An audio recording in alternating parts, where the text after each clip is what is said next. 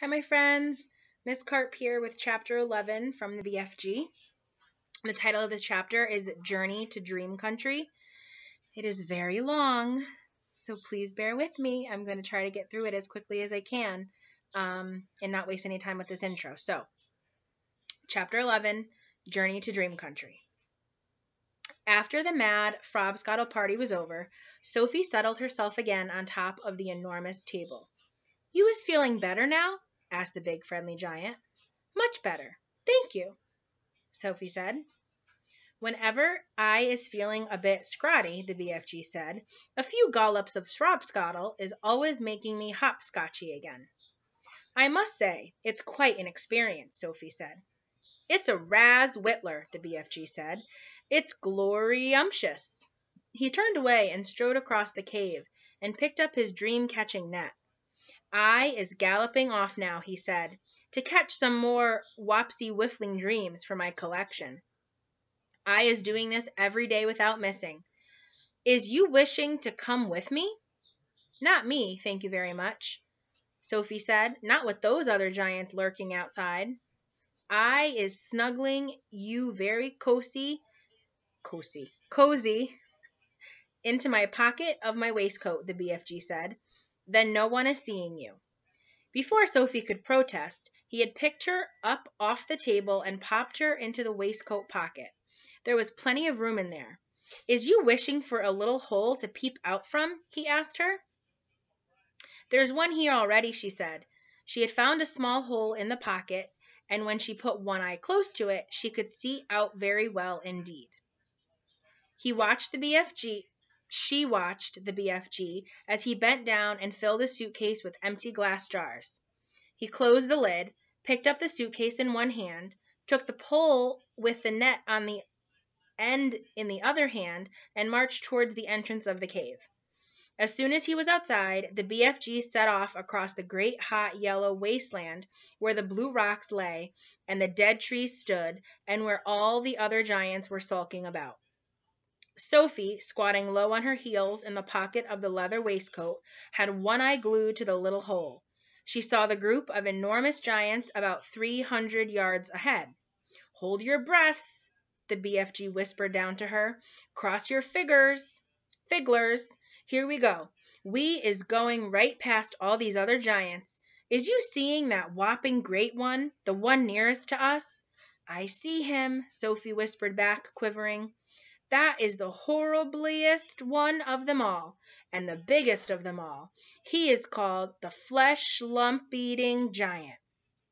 "I don't want to hear about him," Sophie said. I'm sorry, guys. If you could see the font on this, it's so small. I apologize. "He is 54 feet high," the BFG said softly as he jogged along, "and he is swallowing human beings like they is sugar lumps, 2 or 3 at a time." "You're making me nervous," Sophie said. "I is nervous myself," the BFG whispered. "I always get as jumpsy as a jog hopper when the flesh lump-eating giant is around." "Keep away from him," Sophie pleaded. "Not possible," the BFG answered. "He is galloping easily 2 times as quicksy as me." "Shall we turn back?" Sophie said. "Turning back is worse," the BFG said. If they is seeing me running away, they is all giving chase and throwing rocks." "They would never eat you, though, would they?" Sophie asked.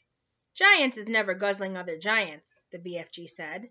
"They is fighting and squirreling a lot with each other, but never guzzling. Human beings is more tasty to them." The giant had already spotted the BFG, and all heads were turned, watching him as he jogged forward. He was aiming to pass well to the right of the group. Through her little peephole, Sophie saw the flesh lump-eating giant moving over to intercept them. He didn't hurry. He just lopped over casually to a point where the BFG would have to pass. The others lopped after him. Sophie counted 9 of them altogether, and she recognized the blood bottler in the middle of them. They were bored. They had nothing to do until nightfall. There was an air of menace about them as they lopped slowly across the plain with long lolloping strides, heading for the BFG. "Here comes the runty one," boomed the flesh lump eater. "Ho, ho there, runty one. Where is you splatchwinkling away to in such a hefty hurry?" He shot out an enormous arm and grabbed the BFG by the hair. The BFG didn't struggle. He simply stopped and stood quite still and said, "Be so kind as to be letting go of my hair, flesh lump eater." The flesh lump eater released him and stepped back a pace. The other giants stood around waiting for the fun to start. "Now then, you is Grob Squiffler," boomed the flesh lump eater. We is all of us wanting to know where you is galloping off to every day in the daytime. Nobody ought to be galloping off to anywhere until it's getting dark. The human beings could easily be spotting you and starting a giant hunt, and we is not wanting that to happen, is we not?" "We is not," shouted the other giants. "Go back to your cave, runty one." "I is not galloping to any human being country," the BFG said. "I is going to other places." "I is thinking," said the flesh lump eater, "that you is catching human beings and keeping them as pets." "Right you is," cried the blood bottler. "Just now I is hearing him chittering away to one of them in his cave." "You is welcome to go and search my cave from frack to bunt," the BFG answered. "You can go looking into every crook and nanny. There is no human beans or stringy beans or runner beans or jelly beans or any other beans in there." Sophie crouched still as a mouse inside the BFG's pocket. She hardly dared breathe. She was terrified she might sneeze. The slightest sound or movement would give her away. Through the tiny peephole she watched the giants clustering around the poor BFG. How revolting they were! All of them had piggy little eyes and enormous mouths with thick sausage lips. When the flesh lump eater was speaking, she got a glimpse of his tongue. It was jet black, like a slab of black steak. Every one of them was more than twice as tall as the BFG. Suddenly, the flesh lump eater shot out two enormous hands and grabbled the BFG around the waist. He tossed him high in the air and shouted, "Catch him, man-hugger!" The man-hugger caught him. The other giants spread out quickly in a large circle, each giant about 20 yards from his neighbor, preparing for the game they were going to play. Now the man-hugger threw the BFG high and far, shouting, "Catch him, bone cruncher!" The bone cruncher ran forward and caught the tumbling BFG and immediately swung him up again. "Catch him, child chewer!" he shouted. And so it went on. The giants were playing ball with the BFG, vying with each other to see who could throw him the highest. Sophie dug her nails into the sides of the pocket, trying to prevent herself from tumbling out when she was upside down. She felt as though they were in a barrel going over the Niagara Falls.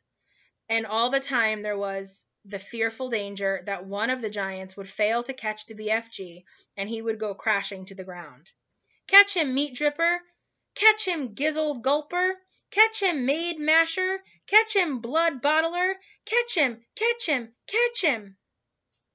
In the end, they got bored with this game. They dumped the poor BFG on the ground. He was dazed and shattered. They gave him a few kicks and shouted, "Run, you little runt! Let us be seeing how fast you is galloping." The BFG ran. What else could he do? The giants picked up rocks and hurled them after him. He managed to dodge them. "Ruddy little runt!" they shouted. "Troggly little twit! Shrivelly little shrimp! Mucky little midget! Squaggly little squib! Grogby little grub!" At last the BFG got clear of them all, and in order... We'll start that one over. At last, the BFG got clear of them all, and in another couple of minutes, the pack of giants was out of sight and over the horizon. Sophie popped her head up from the pocket. "I didn't like that," she said. "Phew," said the BFG. "Few and far between. They was in nasty crotching mood today, was they not? I is sorry you was having such a whirling time." "No worse than you," said Sophie. "Would they ever really hurt you?" I isn't ever trusting them, the BFG said. How do they actually catch the humans they eat? Sophie asked. They is usually just sticking an arm in through the window and snitching them from their beds, the BFG said. Like you did me. But I isn't eating you, the BFG said. Well, how else do they catch them? Sophie asked. Sometimes they is swimming in from the sea like fishies with only their heads showing above the water, and then out comes a big hairy hand and grabs someone off the beach. Children as well? Sophie asked. Often chidlers, the BFG said. Little chidlers who is building sandcastles on the beach. That is who the swimmeling ones are after. Little chidlers is not so tough to eat as old grandmama, so says the child-chewing giant. As they talked, the BFG was galloping fast over the land. Sophie was standing right up in his waistcoat pocket now and holding onto the edge with both hands. Her head and shoulders were in the ocean, and the wind was blowing in her hair. Oh my goodness. Her head and shoulders were in the open, not the ocean, and the wind was blowing in her hair. How else do they catch people? She asked. All of them is having their own special ways of catching human being, the BFG said. The meat-dripping giant is preferring to pretend he is a big tree growing in the park. He is standing in the park in the dusky evening, and he's holding a great big branch over his head, and there he is waiting until some happy families is coming to have a picnic under the spreading tree. The meat-dripping giant is watching them as they lay out their little picnic, but in the end, it is the meat-dripper who is having the picnic. It's too awful, Sophie cried. The gizzard-gulping giant is a city lover, the BFG went on. The gizzard-gulper is lying high up between the roofs of houses in the big cities. He is lying there snuggy as a sniggler and watching the human beings walking on the street below. And when he sees one that looks like it has a wopsy good flavor, he grabs it. He is simply reaching down and snitching it off the street like a monkey taking a nut. He says it is nice to be able to pick and choose what you is having for supper. He says it's like choosing from a menu. People don't see him doing it? Sophie asked. Never is they seeing him. Do not forget it is dusky dark at this time. Also, the gizzard gulper has a very fast arm. His arm is going up and down quicker than a squinker's. But if all the people are disappearing every night, surely there is some sort of outcry, Sophie said. The world is a whopping big place, the BFG said. It has 100 different countries. The giants is clever. They is careful not to be skittling off to the same country too often. They is always swiddle-fitching around. Even so, Sophie said. Don't forget, too, the BFG said, that human beings is disappearing everywhere all the time, even without the giants guzzling them up. Human beings is killing each other much quicker than the giants is doing it. But they don't eat each other, Sophie said. Giants isn't eating each other either, the BFG said, nor is giants killing each other. Giants is not very lovely, but they is not killing each other, nor is crock-down dwiddlies killing the other crock-down diddlies, nor is pussycats killing pussycats. They kill mice, Sophie said. Ah, but they is not killing their own kind, the BFG said. Human beings is the only animals that is killing their own kind. Well, don't poisonous snakes kill each other? Sophie asked. She was searching desperately for another creature that behaved as badly as the human. Even poisonous snakes. Wow, he doesn't pronounce poisonous very well. Even poisonous snakes is never killing each other, nor is the most fearsome creatures like tigers and rhinoceroses. None of them is ever killing their own kind. Has you ever thought about that before? Asked the BFG. Sophie kept silent. I is not understanding human beings at all, the BFG said. You is a human being, and you is saying it is grizzling and horrorgust for giants to be eating human beings. Right or left? Right, Sophie said. But the human beings is squishing each other all the time. They is shooting guns and going in aeroplanes to drop their bombs on each other's heads every week. Human beings is always killing other human beings. He was right. Of course he was right, and Sophie knew it. She was beginning to wonder whether humans were actually any better than the giants. Even so, she said, defending her own race, I think it's rotten that these foul giants should go off every night to eat humans. Humans have never done them any harm. That is what the little piggy wig is saying every day. He is saying, said the BFG, I has never done any harm to the human being, so why should he be eating me? Oh dear, Sophie said. The human beings is making new rules to suit themselves, the BFG went on. But the rules they is making do not suit the little piggy wiggies. Am I right or left? Right, Sophie said. Giants is also making rules. Sorry. Their rules is not suiting the human beings. Everybody is making his own rules to suit himself. But you don't like it that those beastly giants are eating humans every night, do you? Asked Sophie. I do not, the BFG answered firmly. One right is not making two lefts. Is you quite cozy down there in my pocket? I'm fine, Sophie said. Then suddenly, once again, the BFG went into that magical top gear of his.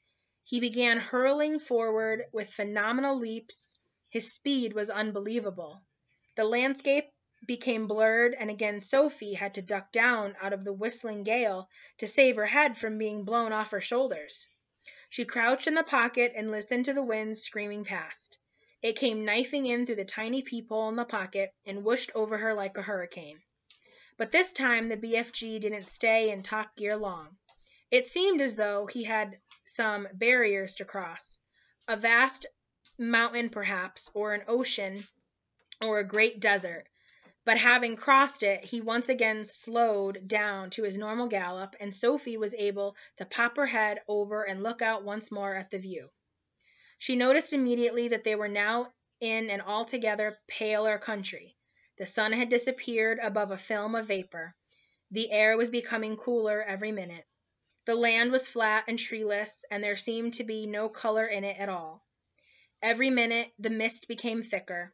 The air became colder still, and everything became paler and paler, until soon there was nothing but gray and white all around them. They were in a country of swirling mists and ghostly vapors. There was some sort of grass underfoot, but it was not green. It was a ashy gray. There was no sign of a living creature and no sound at all, except for the soft thud of the BFG's footsteps as he hurled on through the fog. Suddenly he stopped. We is here at last, he announced. He bent down and lifted Sophie from his pocket and put her on the ground. Sophie was still in her nightie, and her feet were bare. She shivered and stared around her at the swirling mists and ghostly vapors. Where are we? She asked. We is in dream country, the BFG said. This is where all dreams is beginning. That is the end of chapter 11. I told you it was a long one. I'm sorry that it's another 18-minute video. I'm going to stop here, but don't forget to subscribe and don't forget to check out Google Classroom. Miss Carp, out.